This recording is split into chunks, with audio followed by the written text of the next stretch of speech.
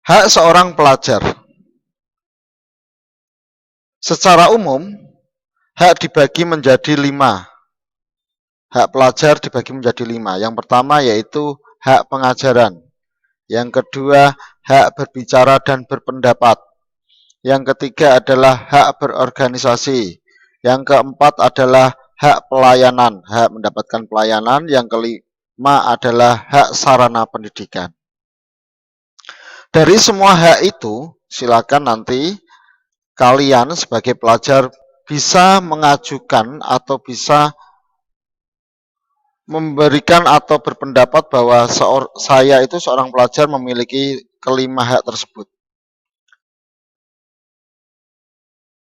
Sekarang hak siswa pada proses belajar mengajar. Pada hak proses belajar mengajar, siswa ini merupakan kebutuhan pokok seorang pelajar. Siswa berhak mengikuti proses belajar mengajar di kelas ataupun di luar kelas. Contohnya pengajaran untuk perbaikan, kegiatan ekskul, mengikuti ulangan harian, dan lain-lain. Ya, sebelum kita pandemi, kita sudah melakukan atau praktek seperti ini yang dicontohkan. Selanjutnya, hak berbicara dan berpendapat. Digunakan secara demokratis untuk melatih siswa mengemukakan pendapatnya. Yang perlu diingat, hak ini dilakukan dengan cara-cara yang sopan. Kalian berhak berbicara, berhak berpendapat, itu diperbolehkan, silahkan. Tapi ada cara-cara atau tatanan yang sopan yang perlu kita perhatikan. Terkadang ketika ada yang berpendapat, terkadang kalau kita melihat yang ada di luar, hak berpendapatnya dengan cara suaranya keras, tidak peduli pendapat orang lain, yang penting pendapat saya harus diterima, itu tidak boleh. Dan semuanya siswa mendapatkan hak yang sama. Makanya di sini dibatasi bahwa semua siswa berhak berpendapat tapi dengan cara-cara yang sopan. Hak selanjutnya adalah hak berorganisasi. Berkumpul dengan teman sebaya memang diperlukan oleh anak-anak remaja atau anak-anak seperti kalian. Karena jika berorganisasi itu untuk kegiatan yang sangat baik, maka dibolehkan saja. Berorganisasi dapat dijadikan untuk meningkatkan atau menyalurkan bakat kreativitas kita atau kalian. Ya, jadi penting sekali ketika kalian berorganisasi. Contohnya apa sih berorganisasi di sekolahan? Contohnya apa?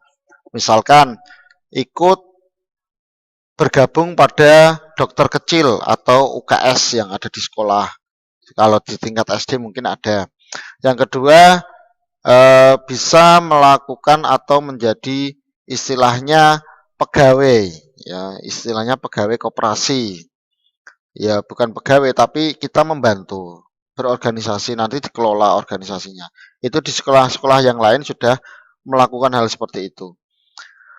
Selanjutnya hak pelayanan. Kalian itu berhak mendapatkan pelayanan. Pelayanan apa saja yang kalian dapatkan?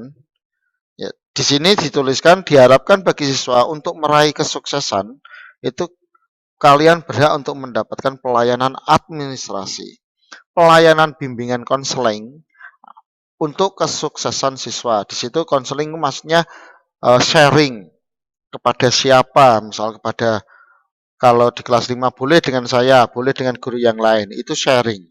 Artinya sharing ini untuk apa? Untuk meningkatkan atau saya itu bisa sukses atau berhasil dalam dunia pendidikan di SD ini, di sekolah ini saya harus bagaimana, sikap saya apa saja.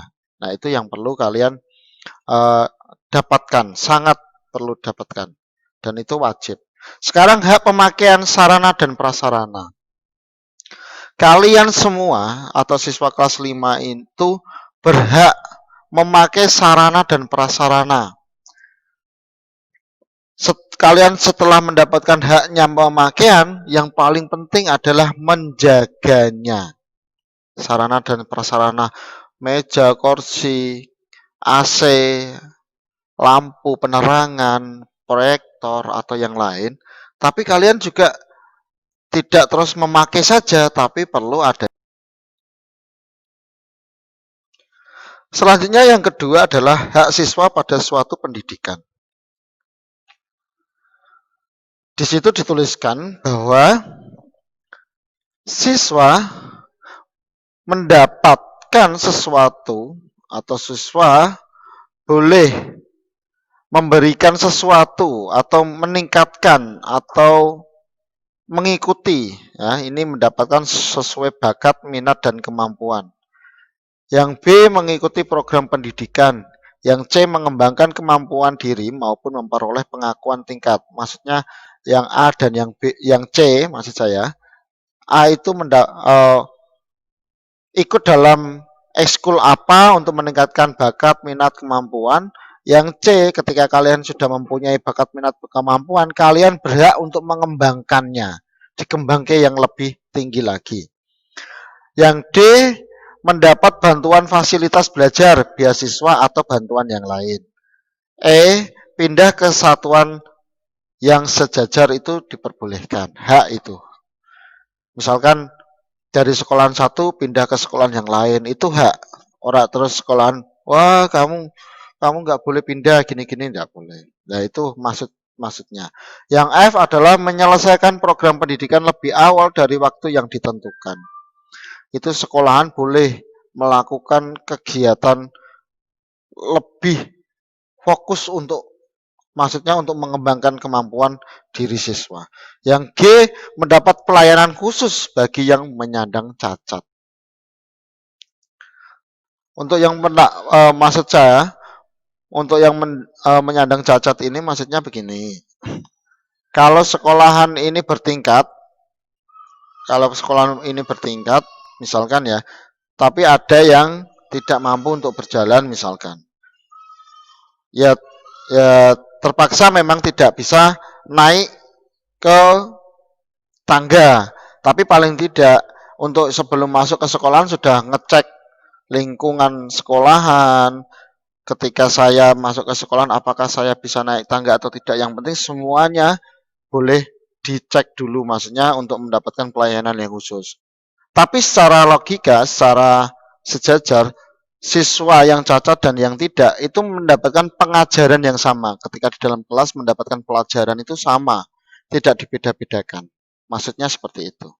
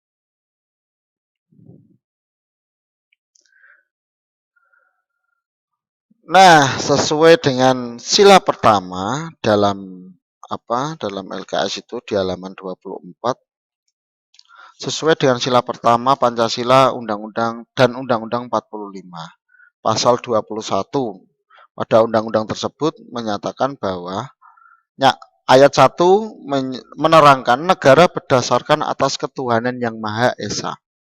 Artinya di sini apa? Semua warga negara Indonesia wajib beragama. Ya, artinya kayaknya seperti itu. Artinya seperti itu.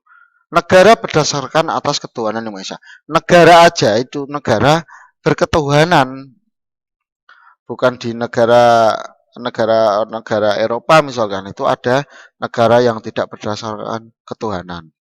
Di sana itu tidak punya Tuhan boleh. Nah, tapi kalau di Indonesia wajib ya, kalian tuh harus memilih agama.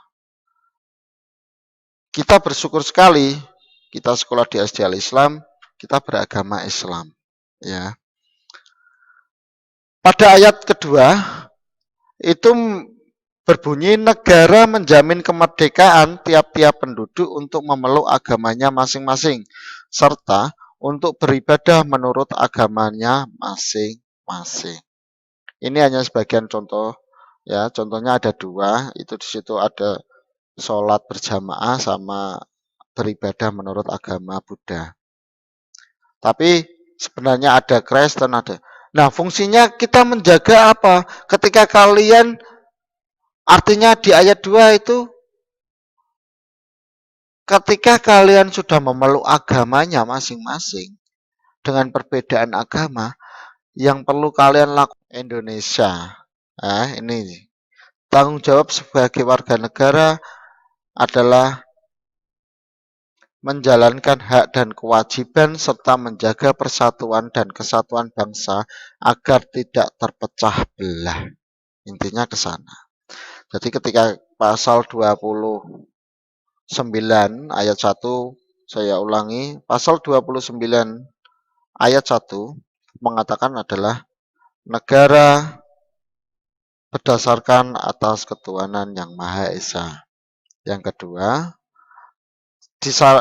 pada ayat 2 itu pada ayat 2 berbunyi negara menjamin kemerdekaan tiap-tiap penduduk untuk memeluk agamanya masing-masing serta untuk beribadah menurut agama dan kepercayaannya itu. Artinya begini, kalian ketika memeluk agama, setelah memilih agama, kalian memeluk agama, itu tidak boleh ada orang lain yang memaksa kehendak untuk mengikuti agamanya atau agama yang diinginkan. Makanya kalian berhak memilih agama. Ya, berhak. Ketika ada yang memaksa kehendak orang lain beragama, maka dia akan dikenakan hukuman. Maksudnya itu ya. Jadi di pasal 29 ayat 1 tentang ketuhanan, negara berketuhanan, yang kedua tentang hak kita untuk memilih agama dan kepercayaannya kita masing-masing. Nah, intinya itu. Cukup sekian dari saya. Selanjutnya kalian kita buka pada LKS halaman 20 ya. Kemarin kita mempelajari tentang suhu. Sekarang kita mempelajari tentang apa ya? Ini perubahannya suhu. Akibat yang kita dapatkan atau yang kita pelajari dari perubahan suhu itu. Ini adalah yang membuat jendela kaca. Jadi kaca itu dibuat ukurannya tidak persis dengan jendela. Makanya kaca lebih kecil karena ada peristiwa penyusutan dan pemuaian. Ini gelas kaca pecah. Itu akibatnya apa? Ya akibat dari pemuaian dan penyusutan pastinya. Jadi kalau pengen praktek tentang pembuatan kaca atau kaca pecah atau Di situ yang ketiga adalah rel yang agak ada rongga. Itu fungsinya apa? Ketika rel itu panas, kena panas matahari, maka dia akan mengembang. Ya, maka mengembang. Kalau di semuanya dibuat sama, maka rel itu nanti akan bergelombang. Kalau naik kereta seperti itu. Resikonya apa kalau rel kereta api bergelombang? Ya resikonya nanti bisa gelempang atau terjatuh berguling. Nah, cukup dari materi dari saya untuk tentang penyusutan dan materi pengembangan tentang suhu. Sekarang kita masuk dalam Bu Pena halaman 29. Silakan kalian kerjakan subtema 1. Ya, silakan kalian kerjakan itu. Terima kasih dari Pak Faiz. Saya akhiri. Wassalamualaikum.